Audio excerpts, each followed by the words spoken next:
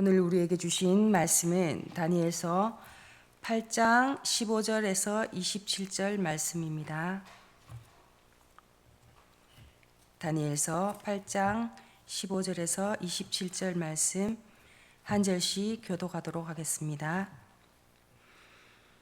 나 다니엘이 이 환상을 보고 그 뜻을 알고자 할 때에 사람 모양 같은 것이 내 앞에 섰고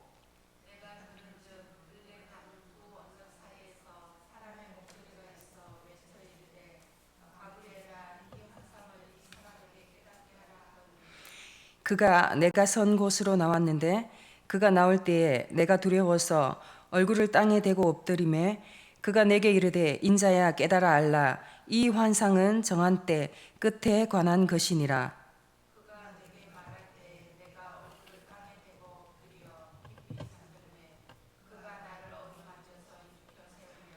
이르되 진노하시는 때가 마친 후에 될 일을 내가 내게 알게 하리니 이 환상은 정한 때 끝에 관한 것임이라.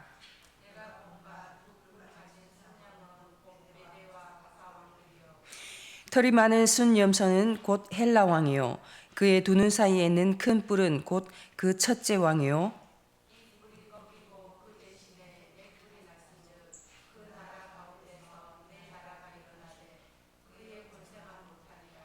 이 네 나라가 마지막 때에 반역자들이 가득할 즈음에 한 왕이 일어나리니 그 얼굴은 뻔뻔하며 속임수에 능하며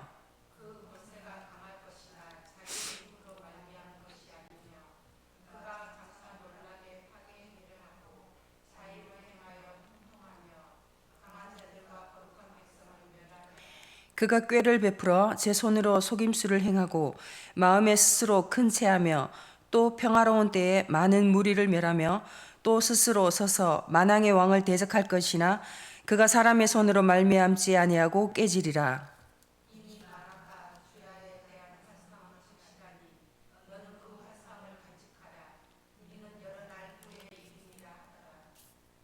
이에 나 다니엘이 지쳐서 여러 날 앓다가 일어나서 왕의 일을 보았느니라. 내가 그 환상으로 말미암아 놀랐고 그 뜻을 깨닫는 사람도 없었느니라. 아멘. 여기까지 하겠습니다. 오늘 우리가 다루는 제8장의 후반절 말씀은 다니엘이 벨사살 왕 3년에 받은 두 번째 묵시 곧 순양과 순염소의 환상을 다루는 부분입니다. 전체적으로 15절에서 27절 말씀을 조금 설명을 드리면 15절에서 16절은 다니엘이 앞서 본 환상의 의미를 알고자 할 때에 하늘로부터 나타난 가브리엘 천사를 향하여 환상의 의미를 다니엘에게 깨닫게 하라고 명한 사실을 보도하고 있습니다. 다음으로 17절에서 26절까지 말씀은 하늘의 명령을 받은 가브리엘 천사가 다니엘에게 접근하여 그가 본 일련의 환상의 세부 내용에 대하여 해석하여 주고 환상의 진정성을 강조하며 그 환상을 간직하라고 명한 사실을 보도하고 있습니다. 그리고 끝으로 27절은 다니엘이 순양과 순염소를 환상을 보고 가브리엘 천사의 환상에 대한 해석을 들은 결과에 대한 진술로서 다니엘이 지쳐서 여러 날 동안 알았음을 밝힌 이후 비로소 왕의 일을 본 사실과 그 환상의 의미를 정확히 깨닫는 자가 아무도 없었음을 강조한 사실을 보도하고 있습니다. 오늘날 많은 사람들이 하나님의 계시를 받은 성경책을 보고 있지만 그 의미를 온전하게 깨닫는 사람은 많지 않습니다. 즉 하나님께서 택하신 사람만이 그 의미를 깨닫게 되는 것인데요. 그러한 의미에서 하나님의 계시를 받았으며 이를 깨달아 아는 성도는 실로 하나님께 택함을 받은 특별한 사람이라 할 수 있습니다. 그러므로 하나님의 계시를 또 받은 하나님의 계시를 그런 의미에서 하나님의 계시를 받았으며 이를 깨달아 아는 성도는 실로 하나님께 택함을 받은 특별한 사람들을 할 수 있는데요. 그러므로 하나님의 계시를 받은 하나님의 계시를 그러므로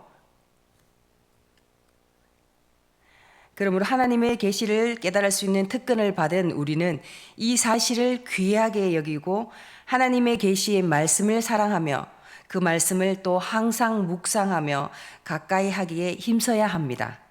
이처럼 성경 말씀을 소중히 여기고 그 말씀을 더욱 가까이 하는 그에게는 하나님께서 더욱 친밀하게 그의 보배로운 뜻을 알려주시고 또 복된 가르침을 깨닫게 하사 그의 삶을 더욱더 존귀하고 복되도록 세우실 것입니다. 성경은 우리 성도들이 하나님의 백성으로서 의를 지키고 믿음을 지키며 결국 완전한 구원에 이르도록 길을 안내하는 지침서입니다. 오늘 이 새벽에도 하나님의 말씀을 듣고자 그리고 그 하나님의 뜻을 알고자 이 자리에 나오신 모든 분들을 하나님께서 그 뜻을 깨닫게 하시며 더욱더 복된 삶을 살아가도록 인도하실 줄 믿습니다. 더불어 오늘 우리에게 주신 말씀을 통하여 하나님께서 우리에게 하시고자 하는 그 말씀의 뜻이 무엇인지 함께 알아가도록 하겠습니다. 먼저 15절 말씀입니다. 나 다니엘이 이 환상을 보고 그 뜻을 알고자 할 때에 사람 모양 같은 것이 내 앞에 섰고. 아멘. 첫 번째로 하나님의 말씀을 깨달아 알기를 구하는 자에게는 하나님은 그 깨달음의 은혜를 베풀어 주십니다. 다니엘은 첫 번째 환상 때와 마찬가지로 두 번째 환상을 보았을 때에도 그 환상이 의미하는 바를 도무지 이해할 수 없었습니다. 그것은 너무나도 상징적인 것이었기 때문입니다. 그래서 그는 환상의 의미를 알고자 하였다고 말씀합니다. 그렇다면 그는 어떤 방식으로 하나님의 뜻을 알고자 하였을까요? 아마도 다니엘은 환상의 뜻을 알고자 하나님께 간구하였던 것입니다. 일찍이 다니엘은 하나님께 기도함으로 하나님의 계시를 받아 느부갓네살의 첫 번째 꿈의 내용과 그 의미를 깨달은 바 있습니다. 그러므로 그는 이번에도 기도함으로 그 환상의 뜻을 알게 해달라고 하나님께 구하였을 것입니다. 그러자 그 앞에 사람 모양 같은 것이 섰는데 이것은 16절에 의하면 천사로 일찍이 네 짐승의 환상의 의미를 다니엘에게 해석하여 준 바 있는 가브리엘 천사였습니다. 하나님께서는 당신이 보이신 그 환상의 의미를 알고자 하나님께 간구한 다니엘에게 천사를 보내어 그 환상의 의미를 깨닫게 하여 주신 것입니다. 이러한 사실이 보여주는 것처럼 하나님께서는 당신의 뜻을 알고자 사모하는 자에게 당신의 뜻을 알려주십니다. 구약 시대에는 다니엘의 경우에서 볼 수 있는 것처럼 주로 천사를 통하여 당신의 뜻을 알려주셨지만 이에 반해 신약 시대에는 하나님의 영이신 성령을 통하여서 우리에게 직접 알려주십니다. 성령은 계시의 영이자 하나님의 속사정을 다 아시는 분으로 하나님의 뜻을 천사들보다 더 훨씬 잘 알고 계십니다. 그리하여 성령의 조명을 받은 사람은 하나님의 뜻을 깊이 있고도 명확하게 알 수 있습니다. 그래서 다니엘과 우리가 다른 점은 다니엘은 환상을 통하여 직접 계시를 받은 반면 우리는 하나님의 감동하심을 받은 사람들이 기록한 이 성경을 통하여 계시를 받았다는 것입니다. 그러나 어떤 형식으로 계시를 받았든지 하나님의 계시를 깨닫게 하시는 하나님의 조명이 없이는 그것을 이해할 수 없고 또 그 뜻을 바르게 적용하는 방법을 깨닫지도 어렵습니다. 그러므로 우리는 하나님의 계신 성경 앞에서 결코 자만하지 않아야 합니다. 그리고 겸손히 엎드려 하나님께 하나님의 뜻을 조명하여 주시기를 간구해야 합니다. 시편 119편 18절과 에베소서 1장 17절 18절 말씀을 제가 읽어보겠습니다. 내 눈을 열어서 주의 율법에서 놀라운 것을 보게 하소서. 아멘. 우리 주 예수 그리스도의 하나님 영광의 아버지께서 지혜와 계시의 영을 너희에게 주사 하나님을 알게 하시고 너희 마음의 눈을 밝히사 그의 부르심의 소망이 무엇이며 성도 안에서 그 기업의 영광의 풍성함이 무엇이며. 아멘. 이처럼 구하고 구하는 자에게 하나님께서는 축복의 근원이며 은혜의 통로인 당신의 말씀을 깨닫게 하실 것입니다. 그러나 우리가 간혹 하나님의 말씀을 읽고 묵상할 때 바로 즉시 깨닫지 못할 때가 있지 않습니까? 그러나 그 말씀을 바로 즉시 깨닫지 못하더라도 실망하거나 포기하지 마시기 바랍니다. 다른 어떤 것을 구하는 것도 아니고 하나님의 아버지의 그 뜻을, 그 마음을 알고자 구하는 자들에게 하나님께서 주시지 않겠습니까? 하나님께서 우리가 구한 것을 반드시 다 아시고 기억하시고 또 우리가 생각지도 못한 시간에 또 다른 방법으로 어떠한 경로를 통해서라도 또 설교를 통해서 또 우리가 알지 못했던 그러한 놀라운 방법으로 우리에게 반드시 깨닫게 하여 주신다는 것입니다. 그러니 포기하지 말고 꼭 그 말씀을 뜻을 알기를 기다리셔야 한다는 것입니다. 그래서 우리가 그 말씀을 알았을 때 우리에게 느껴지는 그 뿌듯함과 기쁨은 이루 말할 수가 없지 않습니까? 정말 나에게 주신 그 말씀이라는 것을 정말 그 뜻을 정확하게 알았을 때는 정말 온 신경이 다 살아나고 세포 하나하나가 다 살아나는 듯한 그러한 상쾌함과 그러한 뿌듯함을 우리가 느낄 수가 있습니다.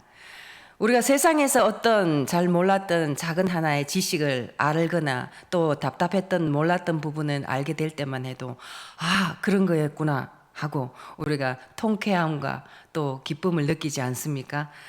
그런데도 불구하고 하물며 완전하시고 우리의 영혼을 소생케 하시는 하나님 아버지의 그 말씀을, 그 뜻을 깨달았을 때는 세상의 그 어떤 지식과는 비교할 수 없는 그러한 것을 우리가 알게 되는 것입니다.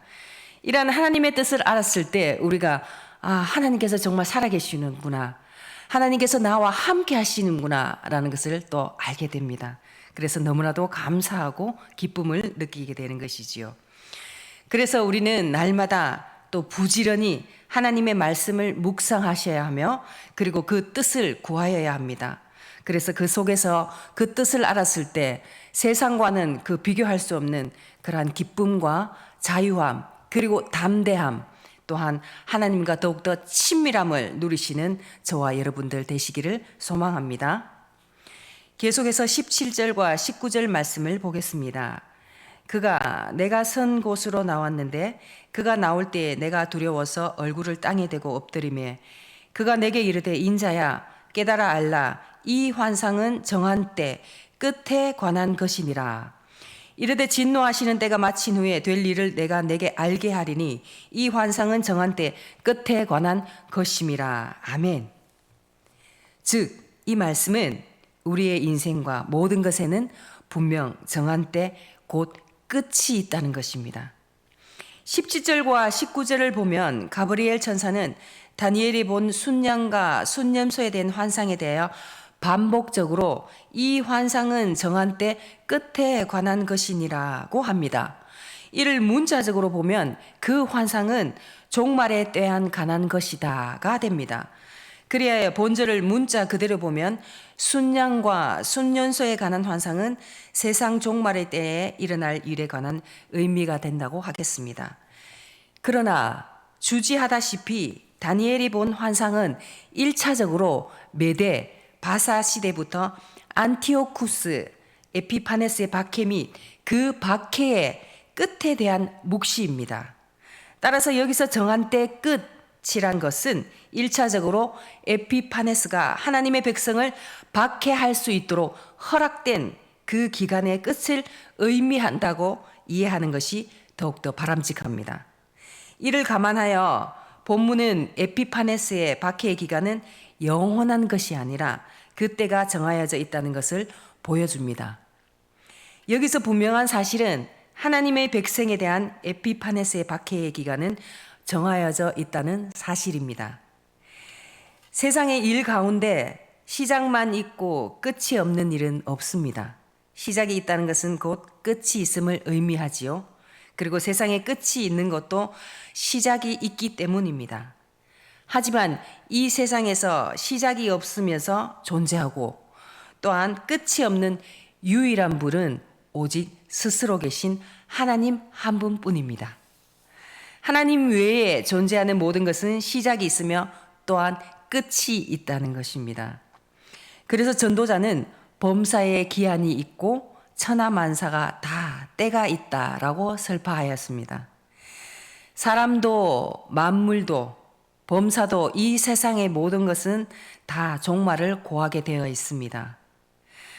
그래서 우리는 이 사실을 분명하게 인식해야 합니다. 그래야 우리는 우리에게 주어진 시간, 그동안 무엇을 해야 하며 어떻게 살아야 할지를 알 수 있기 때문입니다.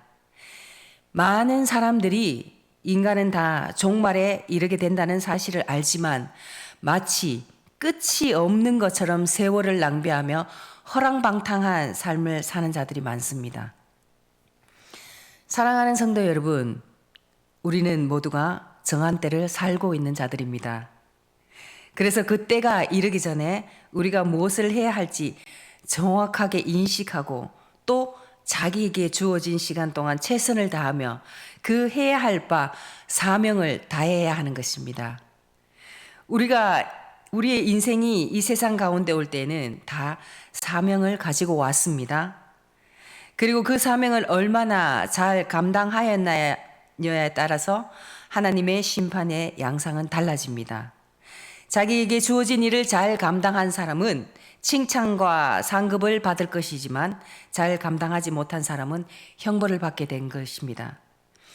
참으로 우리는 정한 때를 사는 사람이란 사실, 그 끝이 이르게 되면 하나님의 심판대 앞에 선다는 사실을 한시도 잊지 말아야 합니다. 그래서 그 끝이 이르기 전에 자기에게 주어진 사명을 성실하게 감당해야 합니다. 또한 앞에서 지적한 것처럼 여기서 이 환상은 정한 때 끝에 관한 것이니라는 표현에 함축되어 있는 것은 그것은 안티오쿠스 4세 에피파네스가 저지를 선민에 대한 극렬한 박해와 관련되어 있으며 그것이 분명 끝날이 있다는 사실에 초점이 맞추어져 있습니다. 그래서 여기서 천사가 안티오쿠스 4세 에피파네스의 박해와 그것의 마지막에 초점을 두고 이를 강조한 것은 다른 이유가 아니요 오직 이 말씀을 전해 듣는 하나님의 백성들에게 소망을 주고 신앙의 인내를 권고하기 위함입니다. 성도 여러분, 누구나 고난 중에 거한다고 한번 생각해 보시기 바랍니다. 현재 겪고 있는 그 고난이 그가 정말 감당하기 어려울 정도로 혹독하고 힘든 그러한 고난이라면 정말 누구라도 참 신앙을 가진 자라 해도 그 고난을 또 앞에서는 정말 힘들고 절망할 수밖에 없을 것입니다. 하지만 하나님께서는 천사를 통해서 다니엘에게 정한 때에 그 끝을 주목하게 하십니다. 그 의미가 무엇이겠습니까? 그처럼 처절하고 고통스러운 시련도 끝날 날이 있다는 사실입니다. 아무리 고난이 크다 해도 그 끝을 알며 그 칠흑 같은 고난의 턴을 넘어 광명한 빛이 비침을 안다면 능히 인내하실 수 있는 것입니다. 실례로 바울이 살 소망까지 포기해야 하는 절망적 상황에서도 그 같은 고난을 경한 것이라고 담대히 말할 수 있었던 것은 그 고난이 반드시 끝나고 장차 크고 영원한 영광을 누릴 수 있다는 확신 때문이었습니다. 그러니 우리가 고난 중에 거한다 해도 그 고난에는 분명 끝이 있음을 잊지 마시기 바랍니다. 또한 그 고난의 배후에는 하나님의 선하신 섭리가 자리하고 있음을 꼭 기억하시기 바랍니다. 그래서 우리가 소망을 잃지 않고 고난에 굴하지 않으며 시련에 좌절하지 않고 믿음을 지키고 계속해서 정진한다면 반드시 하나님께서 고난의 끝자리에 예비하신 승리와 영광을 맛보게 하실 것입니다. 여기 앉아 계신 여러분들에게도 각자 다 말할 수는 없지만 작고 큰 고민과 걱정, 염려, 고난이 있으리라 봅니다. 우리가 인생을 살아가는 동안에 어찌 걱정과 염려와 고난이 없을 수 있겠습니까? 그러나 이러한 걱정과 염려, 고난 다 주님 앞에 맡기시기 바랍니다. 주님께서 고난의 끝은 분명 정하여져 있고 끝이 있다고 말씀하셨습니다. 그러니 그 문제와 염려, 고난에 넘어 계신 그보다 더 크고 모든 것을 하실 수 있고 우리의 아버지 되시는 그 하나님을 바라보시고 그 하나님의 약속을 붙잡고 나아가시기 바랍니다.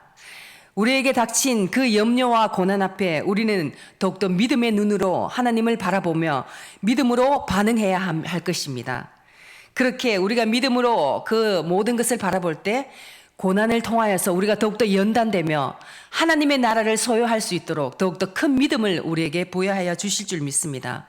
그렇게 우리가 더욱더 성숙한 믿음을 가지게 되며 우리의 모든 삶이 하나님 나라가 임하며 또 형통한 삶으로 또 이끄실 줄 믿습니다. 그리하여 우리를 통하여서 우리를 하나님 나라의 축복의 통로로 그렇게 사용하게 되실 줄 믿습니다.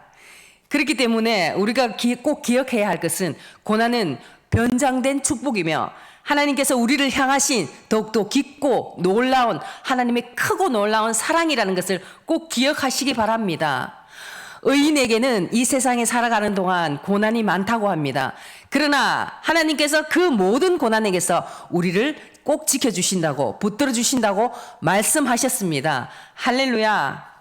그러니 하나님의 그 약속을 꼭 붙들고 죽는 날까지 우리 모두가 믿음의 선한 싸움을 싸우고 그 경주를 다 마친 후에 하나님 앞에 우리가 믿음을 꼭 지켜놓으라고 고백하는 저와 여러분들 되시기를 소망합니다. 아멘. 끝으로 우리가 세상 종말에 관한 묵시를 다 아는 것은 근본적으로 불가능하다는 것입니다. 27절 후반부 말씀을 보겠습니다. 내가 그 환상으로 말미암아 놀랐고 그 뜻을 깨닫는 사람도 없었느니라. 아멘. 이 부분을 원문으로 보면 다니엘 자신이 그 뜻을 깨닫지 못하였다는 말입니다. 물론 이는 다니엘이 환상의 의미를 전혀 깨닫지 못하였다는 의미로 볼 수는 없습니다.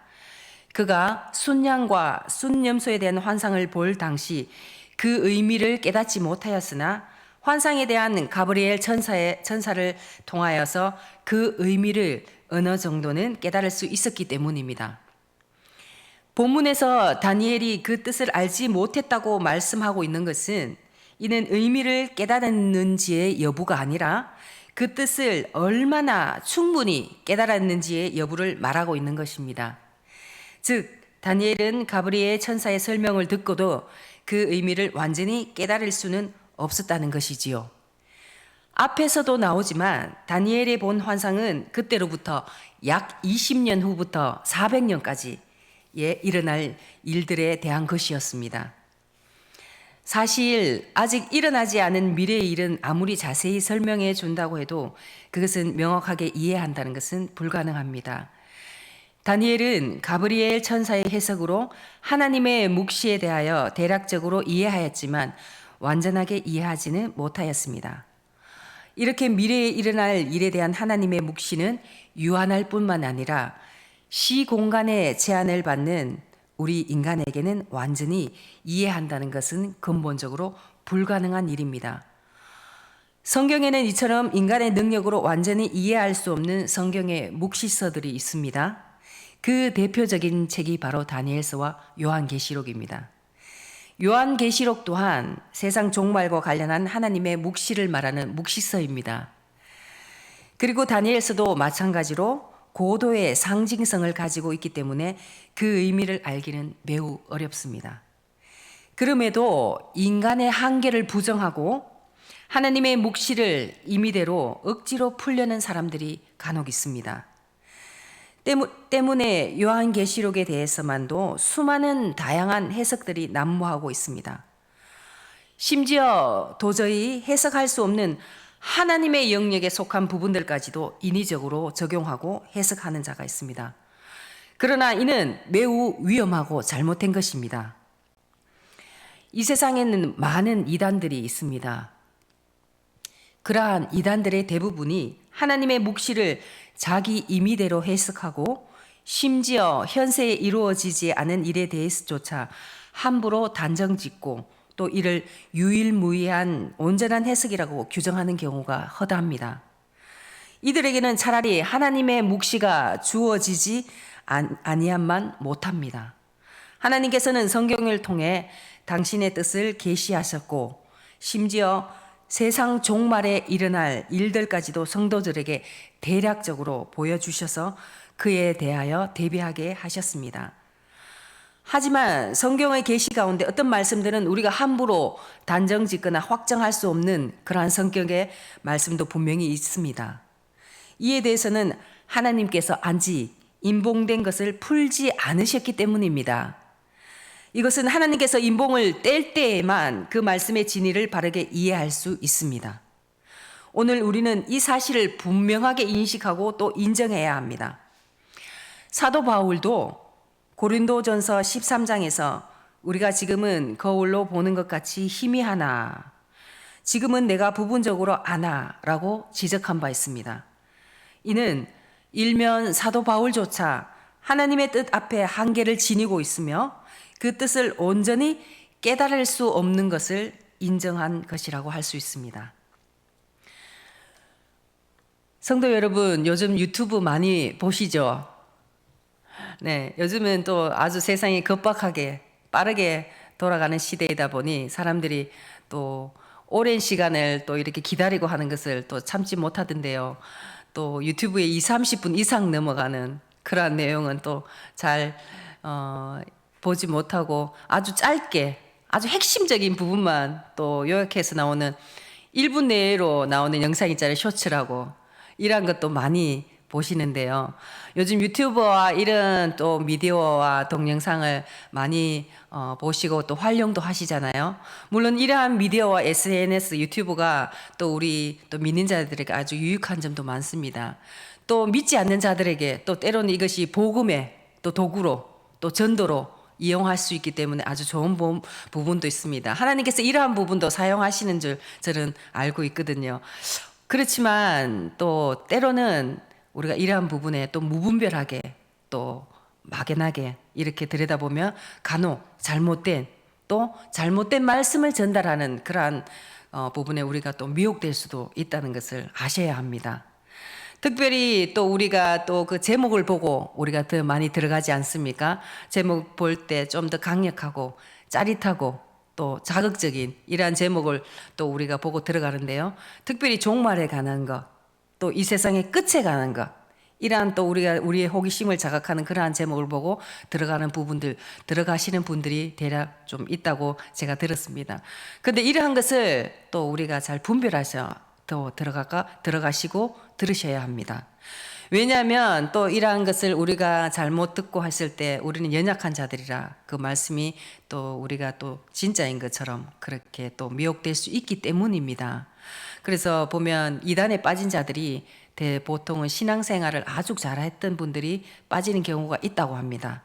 그렇기 때문에 우리는 항상 깨어서 기도하셔서 우리의 진리의 성령님께서 우리에게 바르게 인도하실 줄 믿습니다. 그래서 진리의 성령님께 항상 기도하면서 분별하면서 그렇게 또 우리가 그러한 미디어도 접해야 한다는 것입니다. 자칫 그러한 것으로 또 우리가 잘못된 길로 빠지면 또 헤어나기가 어려운 분들도 제가 간혹 보기도 했습니다. 또 한 가지 중요한 것은 그러한 유튜브를 이것저것 많이 또 들으면서 또 본인이 또 섬기고 있는 교회의 목사님의 또 설교를 비교한다는 거나 또 판단한 아주 교만한 그러한 모습을 하는 경우에 있는 자들도 종종 있습니다. 이러한 것은 하나님께서 결코 기뻐하시지 않습니다. 차라리 우리가 정말 이 섬기는 교회에서 들려주시는 하나님의 그 말씀, 나에게 은혜 되는 그 말씀, 그 한 말씀이 또 나에게 주시는 그 레마의 말씀이고 하나님 음성일 수 있거든요. 그래서 그 말씀을 소중히 여기고 그 말씀을 또 하루하루 살면서 실천하고자 하는 자들이 더욱더 복된 줄 믿습니다.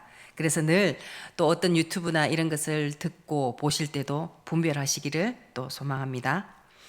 그리고 이후 다니엘이 또 그 이후에 보인 반응을 우리가 또 주목할 필요가 있습니다.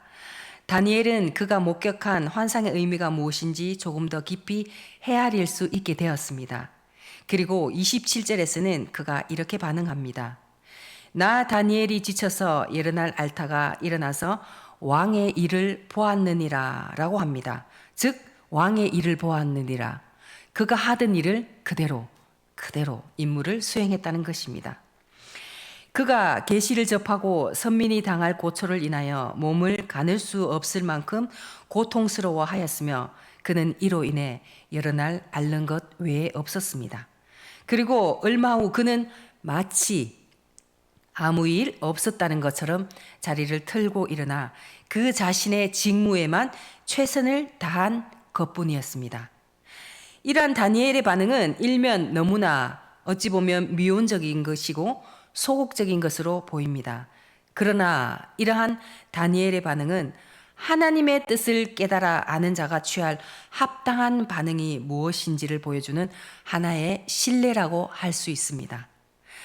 우리는 우리 주변에서 종종 자기가 크나큰 계시를 보았다고 말하며 자신이 소유한 영적 지식을 인하여 우쭐해하며 마음이 마치 들뜬 사람처럼 경거망동하고 교만하여 행동하는 이들을 볼 수 있습니다. 심지어 자기가 본 계시로 인하여 자고하며 자기 본분조차 망각하고 모든 사람들 위해 군림하려는 이들도 있습니다.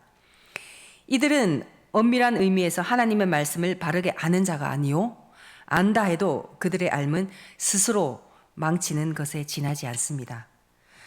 바로 이렇게 행하는 자들에게 오늘 다니엘은 하늘의 신령한 계시를 천사로부터 직접 부여받은 체험을 한 자로 하나님의 계시 앞에 우리가 어떤 자세를 취해야 하며 그 같은 하늘의 계시를 받은 자의 삶이 어떠해야 할지를 실물 교훈한다 하겠습니다. 바로 그 말씀 속에 담긴 하나님의 뜻을 깊이 헤아리며 그것이 거룩한 하나님의 백성들의 공동체에 어떠한 영향을 끼칠지를 생각하며 잠잠히 주어진 자기의 삶의 자리에서 이전처럼 자기 본분을 잘 감당하는 삶을 살아가는 것입니다. 그처럼 하나님의 말씀 앞에 진지하며 근신할 줄 아는 자, 그가 진정 하나님 말씀을 온전히 깨달아 아는 자이며 그것을 자기에게 알리신 하나님을 참으로 경외하는 자이며 거룩한 하나님의 역사에 합당한 도구로 사용될 줄 믿습니다. 하나님의 말씀을 맺고자 합니다. 오늘 우리 모두는 말씀을 통하여 하나님의 말씀을 그 뜻을 날마다 묵상하며 또 그 뜻을 알기를 구해야 한다는 것을 깨닫게 되었습니다. 또한 그 말씀 앞에서 우리가 어떤 고난과 어려움이 있더라도 그 약속을 붙들고 믿음의 선한 싸움을 싸워야 한다는 것을 또 알게 되었습니다. 또한 우리는 그 하나님의 말씀 앞에서 인간의 한계와 유한함을 인정하고 말씀 앞에 더욱더 두렵고 떨림으로 또 자신의 주어진 위치에서 늘 감사하며 겸손하게 주의 일을 잘 감당하여 이 다음에 우리 모두 주님 앞에 섰을 때 착하고 충성된 종이라 일컬음 받으며 주님께서 주실 상금을 바라보며 끝까지 주님 나라 위하여서 달려가는 저와 여러분 다 되시기를 소망합니다. 아멘. 할렐루야. 함께 기도하시겠습니다.